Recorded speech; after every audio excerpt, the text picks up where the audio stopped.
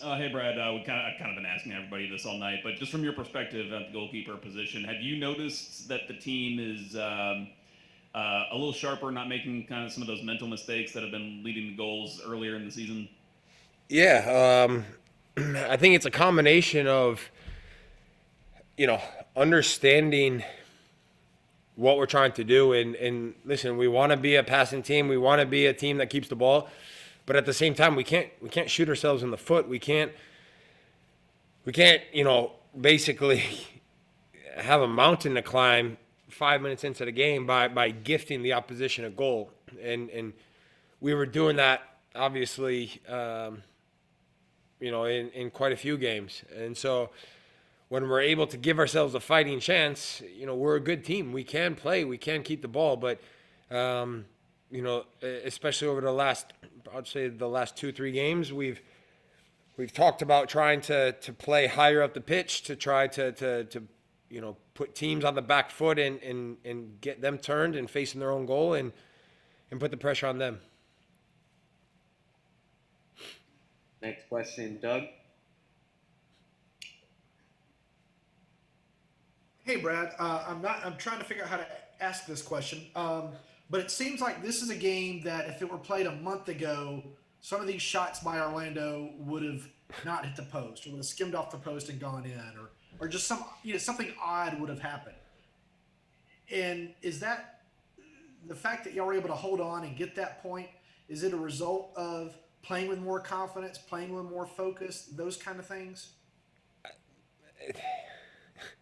I don't think I don't listen.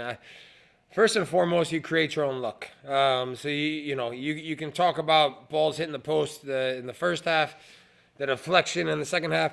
I look at it in a different way, dog. I look at it that it's a good block in the second half. When we're scrambling and we're trying to put out a fire, and all of a sudden, I think it was Miles makes a big block, and he gets enough of the ball to deflect it onto the crossbar, and then we've got bodies around to clear the seconds. And so you talk about creating your own luck, and you need guys willing to put their bodies on the line and do everything they can. And so I choose to look at it that way.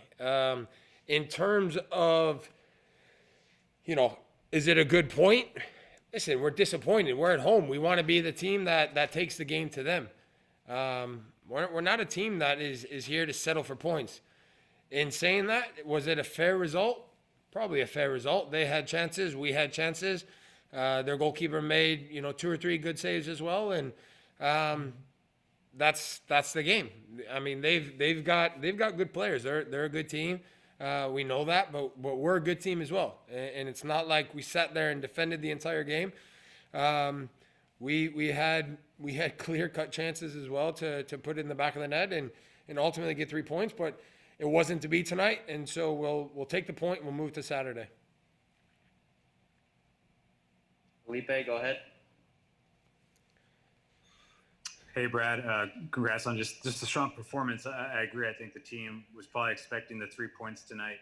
But again, you said something interesting. I think some of the players you can see guys selling out physically, throwing their bodies on the line, getting key blocks in. Miles, a guy that has not been fit, looks like, he's back to his old self and he's really playing aggressively. Is that type of performance, is that type of mentality something that this team can really build off of, considering that some of the key creative players are either injured or just not with the team anymore? Yeah, I mean, it's regardless of creative players with the team or injured or whatever. I mean, that's got nothing to do with it, to be honest. We need to be a team that is aggressive, and I think I sat in this chair before and spoke to you guys and told you that the amount of times that ball's going to our center forward and he's getting kicked and they're getting pushed and pulled and thrown to the ground and getting whacked.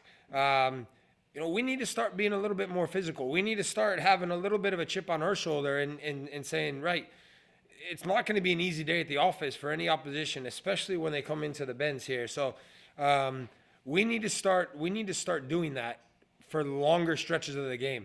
I think when you see us do it, you see us win the ball back, keep the pressure on, continue to get chance after chance, or at least put the ball in dangerous areas. And so that's important that we continue to do that. And like I said, I think we now need the goal is not to just do it for 30 minutes or 45 minutes or 60 minutes.